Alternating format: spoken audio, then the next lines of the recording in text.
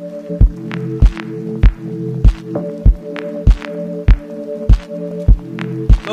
dua, tiga, and action.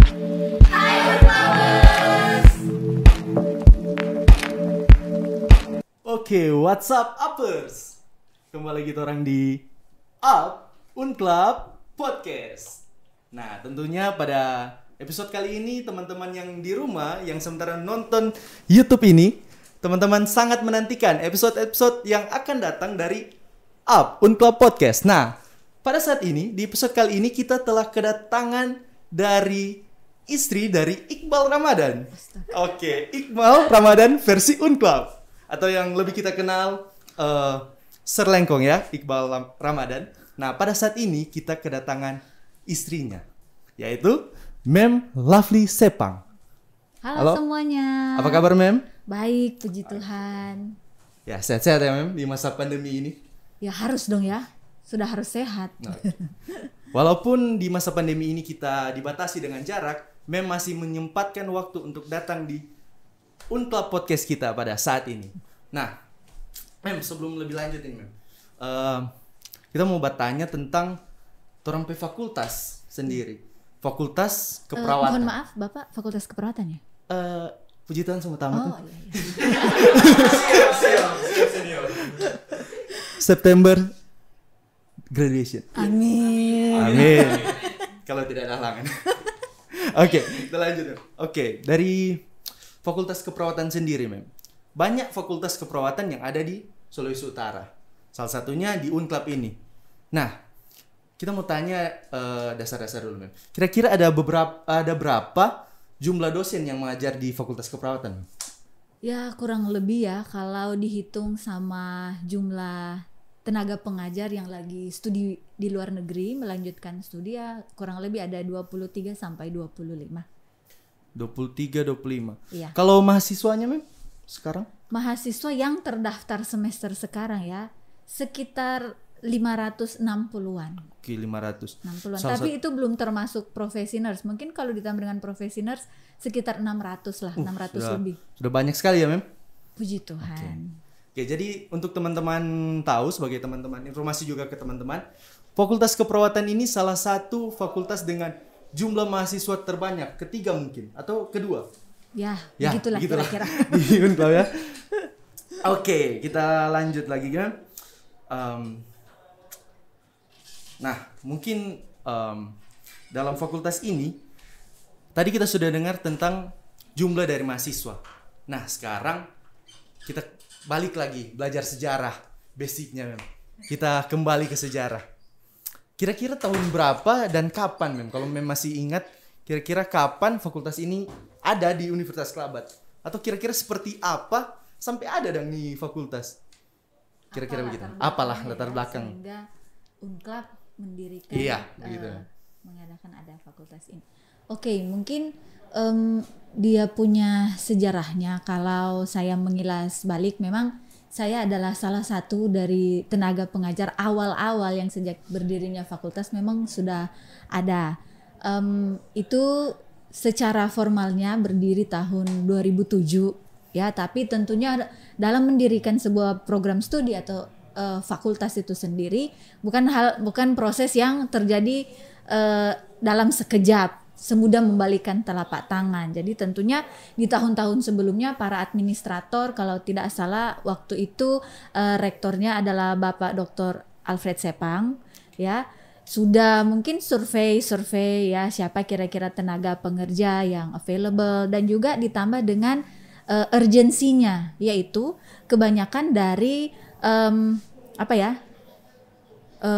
mahasiswa, calon mahasiswa yang ingin mengambil ingin menjadi seorang perawat, they have to travel across Sulawesi, harus ke Jawa untuk menjadi seorang perawat. Dalam hal ini our sister university ya, yang sangat jauh, yang tentu saja mengeluarkan biaya lebih karena ada transport. Nah, kenapa tidak? Kenapa kita tidak merangkul mahasiswa-mahasiswa yang ada di calon mahasiswa yang ada di ruang lingkup Sulawesi Utara atau bahkan Sulawesi, untuk tidak perlu jauh-jauh, ada di daerah sekitar kita gitu. Jadi itulah terbentuk kenapa sampai ada Fakultas Fakultas Keperawatan itu Keperawatan. sendiri karena urgensinya. Urgensi ya. Mem. Ya. Jadi seringkali dari mungkin orang pe kenalan, orang pe keluarga dulu Ya. sering sekolah ke sana. Betul, Ya, Mem. betul. Oke. Iya. Jadi daripada ke sana lebih baik ke Di sini. ke sini ya, betul. Oke, seperti itu. Oke, Mem. Jadi orang sebahas dari sejarah tadi terbentuk kapan, terus kira-kira Mem, kalau Mem masih ingat itu kan Mem juga salah satu pelopor ya kalau mau bisa dibilang terbentuk Kurang lebih. kurang lebih seperti itu, tenaga pengajar lah. Ya, ya. Oke, kira-kira DP dekan waktu itu? Dekan yang Dekan pertama waktu ya, itu, dekan yang pertama itu adalah Mem Kainama. Mem Kainama. Beliau juga dulu termasuk salah satu pelopor tenaga keperawatan yang ada di Rumah Sakit Advent ketika berdiri mula-mula. Oke, mungkin teman-teman kurang tahu Mem Kainama Iya, seperti betul. apa. Saya juga tidak. Oke. Oke. Nanti kenalan ya. Nanti Kakak Niki mungkin boleh share akang. Oke. Nah, ketika orang tahu DP sejarah, DP dekan seperti itu, dengar-dengar juga di Universitas Kelabat ini di Fakultas Keperawatan sendiri bukan cuman S1 yang ada, Mem. Ya, Ada juga nurse. ya betul. Nah, untuk nurse sudah dari tahun berapa, Mem? Nurse kalau saya tidak salah ingat karena kebetulan waktu itu saya lagi tugas belajar Oh, oke. didirikan prodi tersebut. Kalau tidak salah sekitar tahun antara 2011 sampai 2013 antara di 2011, situ. 2013. Ah, ah, ah. Mungkin 2012 ya. Ya, Kurang lebih taruhlah seperti kurang lebih di Oke, situ. kurang lebih Ya. seperti itu. Oke, untuk info juga kepada teman-teman, profesi nurse ini berbeda dengan S1 keperawatan. Jadi mungkin ada teman-teman sering menganggap, oh perawat itu nurse sama saja. Tetapi ya ini berbeda. Jadi di Unclub itu kita memiliki S1 keperawatan dan juga profesi nurse. Jadi untuk teman-teman yang ingin masuk di profesi keperawatan, kami telah menyediakan profesi nurse di sini dari tahun 2021 sampai tahun 2011. Sorry. Oke. Kita ke next question ya, Mem. Nah, ini kita sudah dari tahun lalu kita juga tanya-tanya tentang keunikan dari fakultas masing-masing. Di Unclub juga kan beda-beda fakultas. Iya, betul. Kemarin ada Fik, kita interview juga. Nah, ini keunikan dari fakultas keperawatan. Kira-kira seperti apa? Oke, mungkin saya bahas dari keunikan kurikulumnya dulu ya. Sekarang kurikulum yang berjalan yang paling terbaru adalah kurikulum 2018. Yang mana kami selalu mengacu pada konsorsium kami yang dinamakan AIPNI, Asosiasi Institusi Pendidikan Nurse di Indonesia. Jadi kurikulum yang dipakai adalah satu format. Nah, yang unik di kurikulum ini adalah hampir di semua mata kuliah major ada prakteknya. Oke. Nah, jadi harapannya dengan adanya kurikulum ini, mereka yang mengambil atau enroll di dalam kurikulum ini, mereka akan lebih terpapar kepada praktek di laboratorium. Jadi lebih asik ya, betul, nggak belajar jadi, teori saja. Iya, jadi sebelum praktek terjun di rumah sakit, mereka sudah digodok di laboratorium supaya waktu terjun rumah sakit tidak terlalu banyak lagi yang harus diajarkan. Oke. Sudah terpapar lah istilahnya. Jadi istilahnya nggak kaku dong. Pas Iya, turun di rumah betul, sakit, betul. oh so biasa kok di lab. Ya, tahu lihat. Cuman bedanya ya di rumah sakit ada pasien sebenarnya gitu. Jadi yang biasa-biasa bermain di lab, pas turun rumah sakit jangan main-main. Karena itu pasien yang serius ya, pasien yang nyata ya kalau bisa dibilang. Oke. Nah, kita telah tanya-tanya tentang keunikan. Nah, Mem, kita kemarin dari Fakultas Keperawatan itu kalau tidak salah ingat ada buat international conference ya. Iya. Nah, itu Mem seperti apa kira-kira international conference itu? Karena di Unclub sendiri yang ikut cuma keperawatan. Kira-kira boleh sharing, Mem, international conference itu? Oke. Jadi international conference itu yang kemarin ICNHT Oke. ya, Health Sciences and Technology. Memang itu adalah sesuatu event yang baru bagi kami fakultas untuk mengadakan konferensi dalam skala internasional yang dihadiri oleh 5 pembicara yang berasal dari 5 negara dan tentunya partisipan-partisipan yang juga berasal dari kalau tidak salah 3 benua ya, 3 benua juga. Nah, kenapa kami mengadakan itu? Karena kami ingin membantu mahasiswa-mahasiswa yang ada di Fakultas Keperawatan untuk ada experience bagaimana mengikuti international conference itu. Nah, sebenarnya rencana ini sudah ada sejak sebelum pandemi terjadi, yang mana kami akan adakan secara konvensional, yaitu pertemuan fisik. Tapi karena pandemi terjadi, justru menjadi satu cara yang sangat membantu international conference ini, karena lebih banyak orang yang mendapat manfaat untuk ini, dan lebih banyak mahasiswa-mahasiswa yang bisa mengikuti ini. Nah, tentu saja kenapa di Unclub sendiri mahasiswa keperawatan, karena ditujukan memang kepada mereka. Kami ingin membawa experience itu, semua ilmu-ilmu dari narasumber kepada mereka, ya. Jadi memang puji Tuhan, saya yakin dan percaya kemarin hanya atas berkat pimpinan Tuhan sampai event kemarin bisa sukses, ya. Luar biasa sekali ya, Mem. Walaupun di tengah pandemi, Fakultas Keperawatan mampu mengadakan kegiatan seperti ini ya, Mem. Iya. Iya, harus produktif ya kan, harus. Jangan cuma di rumah, nggak tahu bikin apa. Iya, betul. Mungkin potong. Boleh tambahkan yang menjadi keunikan juga di fakultas kami adalah ada beberapa mata pelajaran yang memang khusus didesain untuk keperluan nanti mahasiswa ketika mereka tamat. Salah satunya adalah bahasa Jepang. Luar biasa sekali. Kenapa kami ada mata kuliah bahasa Jepang? Dari kurikulum sebelumnya nggak ada. Baru sekarang ada, karena yaitu sekarang urgensi dari tenaga kerja itu kebanyakan kalau mereka ke luar negeri akan ditarik bekerja di Jepang. Jadi peluang kerja lebih ke sana sekarang, lebih besar ya. Iya, terbuka memang ke sana sudah beberapa tahun, dan alumni kita pun di sana kurang lebih sudah banyak sekali ya, sekitar 20-an lebih, dan mereka puji Tuhan berhasil juga di sana membawa harum nama Unclub, terlebih khusus fakultas. Nah, daripada mereka setelah tamat baru mereka kursus, kenapa tidak kita paparkan sejak dini? Supaya ketika mereka tamat, mereka mungkin tinggal ambil kursus tapi tinggal hanya sebatas review, supaya ketika ujian maka bisa tembus dan bekerja di sana. Lalu ada juga subjek yang namanya K3. K3 itu apa?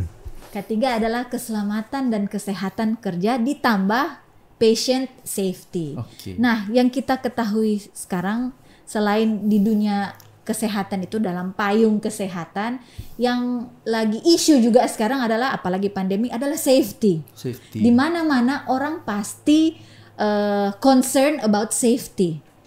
Nah, jadi saya rasa sudah tepat memang mata kuliah ini ada di kurikulum sebelum pandemi ini terjadi. Jadi perawat itu ketika dia lulus nanti, dia bukan hanya terbatas bekerja di rumah sakit as a nurse secara klinis menghadapi pasien, tapi dia juga boleh menjadi ahli safety. Jadi lebih luas atau lagi. Lebih luas, bukan cuma paramedik. Dia bisa menjadi kepala di bidang safety karena sudah terpapar dengan mata kuliah ini. Yang mana sebenarnya ada dia punya sertifikasi, tapi kami sudah menawarkan memang ada mata kuliah yang wajib diambil gitu. Jadi sudah terpapar dengan isu-isu safety. Jadi mungkin teman-teman yang seangkatan saya, mungkin kurikulum 2014 ya, Mem. Mungkin boleh mau ambil kembali nanti pindah kurikulum. Mulai dari awal. Nah, apa-apa. Setiap kurikulum kan ada dia punya beda-beda keunikannya. Nah, Mem, tadi Mem sudah singgung tentang alumni kita sudah di Jepang. Nah, kira-kira jumlah alumni yang sudah ditamatkan di Fakultas Keperawatan ini ada berapa dan sudah tersebar di mana saja, Mem? Waduh, kalau saya mau tepat estimasi jumlahnya berapa, mohon maaf saya tidak tahu ya. Tapi kalau sebarannya mereka ada di mana saja, ada di Jepang, yang paling banyak itu memang di Jepang. Kemudian ada di Rusia. Ada juga di England, ada di Amerika, ya, dan ada di Australia saya tahu. Tapi kebanyakan mereka fokus kepada yang di Jepang. Karena apa? Saya share sedikit ya, Mas Os, kalau boleh. Jadi tahun lalu sebelum terjadi pandemik bulan Februari, ada memang orang Jepang dalam hal ini mempunyai jabatan di kita bilang home care. Home care yang ada di Jepang datang khusus hanya untuk melihat Unclub, hanya untuk melihat Fakultas Keperawatan itu. Karena apa? Mereka melihat kinerja, mereka melihat performance dari alumni-alumni yang ada di sana. Nah, selama ini alumni yang ada di sana ya terus terang nama Unclub memang belum terlalu dikenal, tapi beberapa tahun terakhir ini mereka seperti melihat, oh ternyata ada alumni-alumni yang memang performancenya bagus. Kemudian mereka tanya, oh ini dari sekolah mana? Oh ini dari Unclub. Oh yang mana itu? Mereka hanya tahu sister university yang satu, ya kan? Oke. Oh ini ada di bagian timur dari part of Indonesia. Nah akhirnya karena penasaran, mereka pun datang. Ada 3 orang kalau tidak salah, dibawa oleh satu alumni yang ada di sana. Ketika mereka datang, mereka ingin menyaksikan secara langsung bagaimana kami mendidik calon-calon lulusan Fakultas Keperawatan. Mereka melihat labnya, mereka melihat gerejanya, prayer, dan semua, dan mereka takjub. Jadi artinya mereka tidak heran setelah melihat kampus kita, kemudian mereka bandingkan dengan performance alumni, ternyata memang tidak heran, kira-kira seperti itu. Dan setelah mereka datang, tercetuslah ingin kerjasama langsung dengan mereka supaya ada channel langsung dengan yang ada di Jepang. Tapi sekali lagi harusnya itu sudah terrealisasi tahun lalu, tapi karena pandemik ya tidak bisa dilanjutkan. Mungkin ya semoga seiring dengan pandemik ini perlahan-lahan berakhir bisa. Oke, jadi mungkin teman-teman yang di rumah yang masih di SMA sekarang sedang pikir mau jadi apa, kami di Fakultas Keperawatan sangat terbuka untuk menerima teman-teman. Kalau masih takut untuk kerja di mana, kami menyediakan juga. Bayangkan tadi. Jadi kalau masih mau pikir, mau melamar di mana, mau begini-begini, ini dari perusahaan sendiri, dari rumah sakit sendiri yang datang ke fakultas kita, yang luar biasa sekali.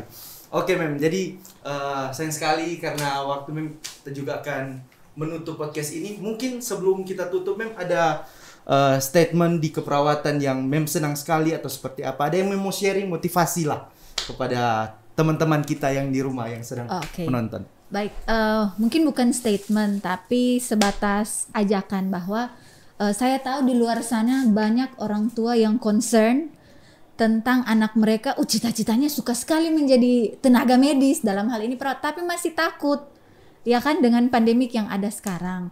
Ya, himbauan saya adalah kalau memang itu sudah menjadi cita-cita kalian, apapun yang terjadi, ya artinya kita memang menawarkan jasa, profesi kita adalah memang melayani di dunia kesehatan, dan mau pandemik dan tidak, sudah itulah tugas kita, melayani kemanusiaan.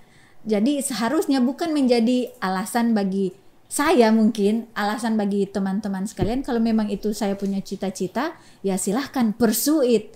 Lagian kan sekarang banyak sekali protokol-protokol yang sudah diatur untuk melindungi tenaga medis dalam hal ini untuk menjadi seorang perawat. Dan perlu diingat, menjadi seorang perawat itu bukan hanya terbatas memang kerja di rumah sakit, bukan hanya seperti itu ya. Mungkin ya bayangan besarnya memang langsung berhadapan dengan pasiennya. Bukan cuma di rumah sakit, dia juga bisa di puskesmas, bisa di klinik, bahkan sampai di klinik kecantikan ada juga alumni-alumni kita ya. Kemudian dia bisa juga menjadi tenaga pengajar seperti saya, ya, bisa juga menjadi perawat peneliti yang khusus membaktikan hidupnya di bidang penelitian, terlebih khususnya kesehatan. Ada juga yang berkarir sebagai leader di dalam bidang keperawatan, ya, baik itu top management, middle ataupun yang ada di bawah, ya. Jadi banyak sekali kesempatan-kesempatan bagi seorang perawat untuk berkarir. Oleh sebab itu, makanya di perawat kan dikenal ada macam-macam specialty, ya, bukan cuma satu. Perawat berarti bisa semua. Kalau Anda memang tertarik di bidang, misalnya Anda dekat dengan anak-anak, kenapa tidak Anda konsentrasi dengan perawat khusus untuk pediatri, khusus untuk anak-anak. Anda tertarik dengan baby-baby, dengan ibu hamil, bisa maternitas. Anda lebih dekat dengan oma-opa, lansia, bisa geriatrik. Anda tertarik dengan psikologi, keperawatan jiwa, bisa. Nah sekarang kan mungkin sekedar sharing juga. Bukan hanya terbatas menjadi nurse, tapi nurse sekarang sudah ada specialty-nya. Jadi nurse spesialis kejiwaan, nurse spesialis komunitas, ya, dan masih banyak lagi. Jadi memang lebih terarah sesuai dengan hati tentunya, ya. Susah juga kalau melayani tidak dari hati. Ya, jadi kalau ini statement yang saya selalu ulang-ulang dari pertama saya mengajar, ya, di Unclub ini, saya selalu mengingatkan kepada student adalah kalau Anda nanti menjadi seorang perawat, Anda melayani pasien, anggaplah pasien itu keluarga Anda sendiri. Karena sebagaimana Anda mau orang lain, perawat lain merawat dengan baik keluarga Anda, berarti saya pun tanggung jawabnya demikian. Saya harus merawat dengan betul pasien saya karena dia keluarga orang lain. Ya, sebagai hukum yang ada di Alkitab ya, apa yang orang lain ingin, apa yang kau suka orang lain perbuat kepadamu, ya bikin begitu juga ya kepada orang lain. Oke teman-teman, itu tadi orang so dengar sama-sama seperti apa Fakultas Keperawatan di Universitas Labat ini. Nah, untuk teman-teman yang punya adik-adik, kakak-kakak, om, tante, nyong-nyong, oma-opa, ya so lewat ya orang sudah bisa kuliah. Tapi tidak menutup kemungkinan. Ya, betul. Oma opa bilang Pak Cucu maksudnya. Bilang ke cucu. Datang di Universitas Labat. Kami menyediakan banyak sekali fakultas, salah satunya Fakultas Keperawatan. So, thank you so much ma'am yang sama-sama telah datang sama-sama dengan orang di Unclub Podcast ini. Jadi, thank you juga untuk teman-teman yang ada di rumah yang telah menonton orang episode kali ini. Thank you for watching. Jangan lupa like, comment, subscribe orang YouTube channel ini. Dan yang terakhir mem, jadi orang punya tagline. Oke. Itu breaking limit, staying connected. Boleh orang ucapkan sama-sama? Breaking limit, staying connected. Iya.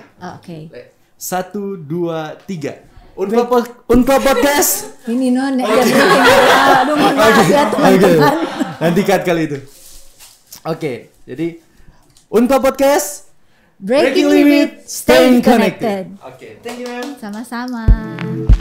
Thank you, man. Sama-sama.